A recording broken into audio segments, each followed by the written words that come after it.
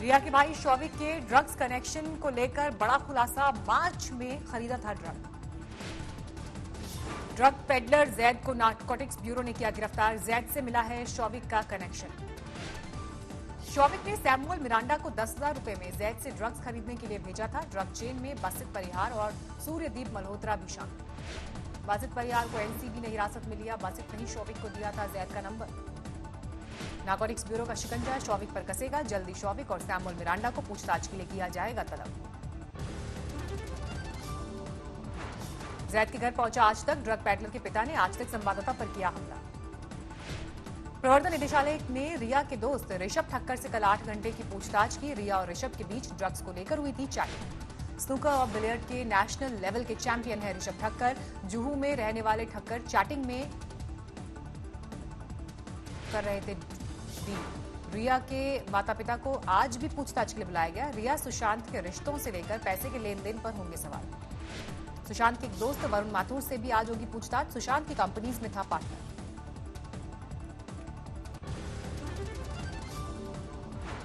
सुशांत मामले में आज तक के हाथ लगी बड़ी जानकारी। अब तक जांच में नहीं मिले हैं बॉलीवुड स्टार की हत्या के सबूत। सुशांत को सुसाइड के नुकसान के एंगल से जांच कर रही है सीबीआई। रिया चक्रवर्ती पर है आरोप। कल रिया के माता पिता से सीबीआई ने पहली बार की पूछताछ। 8 घंटे तक चली पूछताछ। लिव इन रिलेशन और सुशांत के साथ झगड़ों को लेकर सीबीआई के सवाल। मां संध्या से पूछा क्या रिश्ते से निकलना चाहता था सुशांत। पैसों के लेन देन पर सीबीआई ने दागे सवाल। पूछा सुशांत और रिया के फर्म को क्यों दिया अपना पता। रिया से मंगलवार को नहीं हुई पूछताछ। 4 दिन में 35 घंटे हो चुकी है पूछताछ। रिया के भाई शौविक चक्रवर्ती से सीबीआई ने 6ठी बार की पूछताछ। ड्रग्स को लेकर आए चैट में शौविक का नाम। श्वेता ने नागालैंड के सीएम का लेटर किया ट्वीट। सुशांत की दरियादिली का ये है सबूत। सीएम रिलीफ फंड में सुशांत ने दिए थे 1.25 करोड़ रुपए। सुशांत का नया वीडियो आया सामने। पिता से बहुत कुछ सीखने की कर रहे बात। रिया का दावा सुशांत के रिश्ते पिता से ठीक नहीं थे। कि अपने डैड से जो एकदम से मेरे दिमाग में आती है। और मैं बहुत ही प्रिसाइजली आंसर दूंगा। बहुत कुछ मैंने अपनी मदर से सीखा है, लेकिन बहुत कुछ सीख सकते हैं ये अपने पापा से सीखा है। चीन से तनातनी के बीच आज फिर हो रही है ब्रिगेडियर कमांडर स्तर की बातचीत। भारत नेपाल और भारत भूटान बॉर्डर पर भी सुरक्षा बलों को किया गया अलर्ट। एलएसी पर लगातार तीसरे दिन चीन की गुस्ताखी को करारा जवाब। चुमार में घुसपैठ की कोशिश। हिंदुस्तानी जवानों को देखकर भागी चीनी सेना। एलएसी पर जारी है चीन की साजिश। चीन के जवानों ने फिर की घुसपैठ की कोशिश। भारतीय जवानों ने पीछे खदेड़ा। काला टॉप इलाके में चीनी फौज ने की घुसपैठ की कोशिश। अंधेरे का फायदा उठाकर आगे बढ़ रहे थे पीएलए के जवान। चीन ने काला टॉप पर जासूसी के लिए लगाए थे कैमरे। भारतीय सेना ने नष्ट किया कैमरा और सर्विलांस सिस्टम। एलएसी की हालात को लेकर रक्षा मंत्री की अगुवाई में हाई लेवल मीटिंग। विदेश मंत्री, एनएसए, सीडीएस और सेना के अफसर रहे मौजूद। चीन मुद्दे पर राष्ट्रीय सुरक्षा सलाहकार अजीत डोभाल ने भी बुलाई उच्च स्तरीय बैठक। चीन की हर चाल पर कड़ी निगरानी। एलएसी पर तनाव के मद्देनजर सीमावर्ती गांवों को खाली कराया गया। सेना ने लोगों को सुरक्षित स्थान में भेजा। चीन की एक और बड़ी साजिश का खुलासा। पेंटागन की रिपोर्ट के मुताबिक चीन परमाणु शस्त्रागार में बड़े इजाफे की बना रहा है योजना। रक्षा मंत्री राजनाथ सिंह मॉस्को रवाना। शंघाई कोऑपरेशन ऑर्गेनाइजेशन मीट में लेंगे हिस्सा। 3 दिवसीय है दौरा।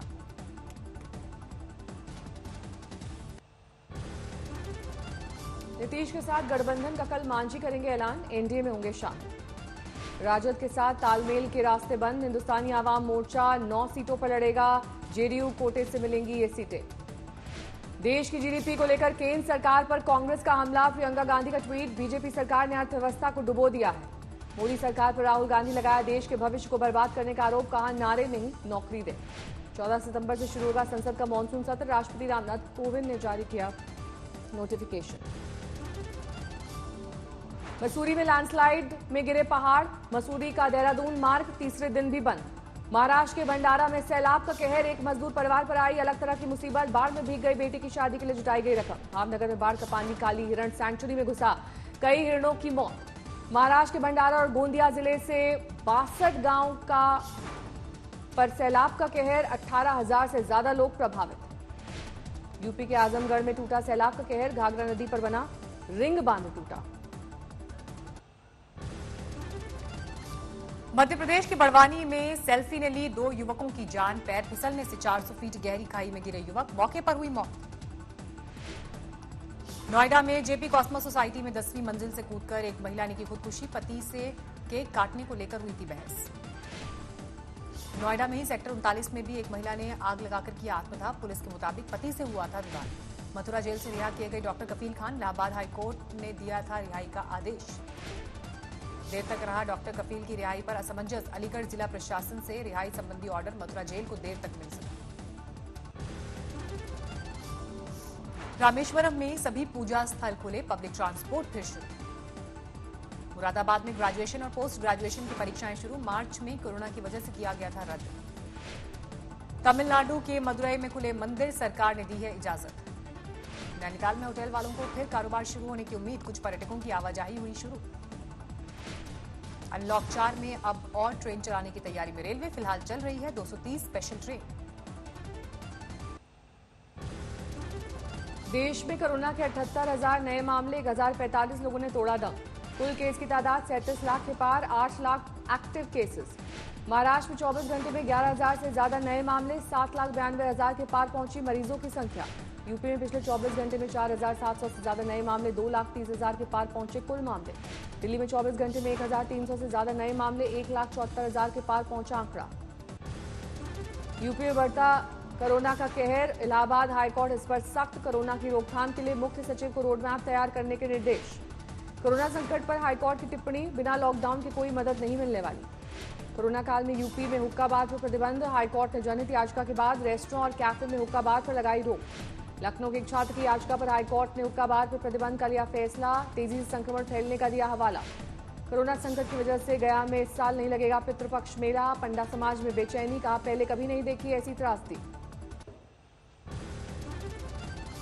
पश्चिम बंगाल में पिछले 24 घंटे में करीब 3,000 नए मामले, 1,62,000 से ज्यादा हुई मरीजों की संख्या। बिहार में 1,400 से ज्यादा नए मामले, 1,36,000 से ज्यादा हुआ कुल आंकड़ा। अनलॉक 4 में दिल्ली नोएडा बॉर्डर से हटाई गई चेकिंग, दिल्ली आने या दिल्ली से जाने के लिए नहीं होगी किसी पास की दरकार। गोवा में आज से खुल गए रेस्टोरेंट और बार, शर्तों के साथ लोगों को आने की इजाजत। चेन्नई में अनलॉक 4 लागू होते ही खुल गए मॉल, 13,000 से ज्यादा लोगों को आने की इजाजत नहीं। इंदौर में कोरोना का कहर जारी, 1 सितंबर को 243 कोरोना के नए मरीज सामने आए। 1 सितंबर को इंदौर में 2,975 लोगों का हुआ सैंपल टेस्ट, इसमें से 2,692 लोगों की रिपोर्ट आई नेगेटिव। इंदौर में अब तक 13,493 लोग कोरोना से पीड़ित, इनमें से 402 लोगों की हो चुकी है मौत। ओडिशा के कोरापुट में एक तालाब में मिला 3 लड़कियों का शव, तीनों लड़कियां थी लापता। दिल्ली में 2 युवकों की गला रेतकर हत्या, पुलिस को आपसी रंजिश में वारदात का शक। जबलपुर में महंगी कार में लगी आग, शॉर्ट सर्किट से हादसे की आशंका। कुल्लू में 3 मंजिला लकड़ी की इमारत में आग, भारी नुकसान की आशंका। पालघर में 4 मंजिला इमारत ढही, पुलिस और फायर ब्रिगेड का रेस्क्यू अभियान जारी। पिथौरागढ़ में आईटीबीपी के जवानों ने पेश की इंसानियत की मिसाल, स्ट्रेचर पर 25 किलोमीटर तक उठाकर युवक के शव को परिजनों को किया सुपुर्द।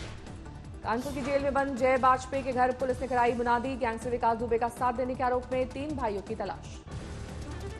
दिल्ली के रनौला में लापरवाही ने छीनी युवक की जिंदगी, चलते ट्रैक्टर पर चढ़ने की कोशिश में गई जान।